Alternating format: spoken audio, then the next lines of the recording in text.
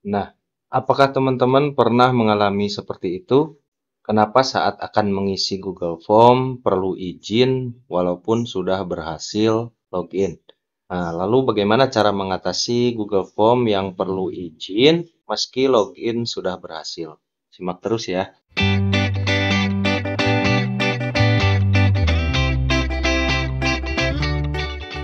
Assalamualaikum warahmatullahi wabarakatuh. Pembahasan ini ditujukan untuk teman-teman yang sekarang ini mungkin mendapatkan link Google Form dan diharuskan untuk mengisinya, namun terkendala perlu izin.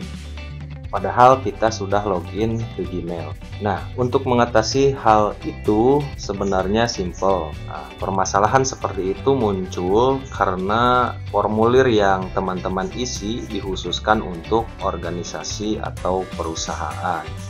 Jika teman-teman seorang pelajar atau mungkin seorang pendidik atau guru, biasanya ini berkaitan dengan Gmail Belajar ID.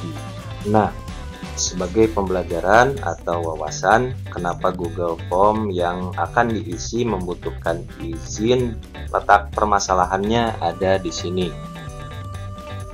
Penyebabnya yaitu berkaitan dengan setelan Google Form.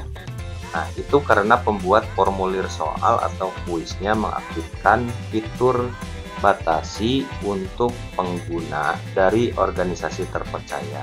Jika setelan ini aktif, maka Gmail personal tidak akan bisa mengisi.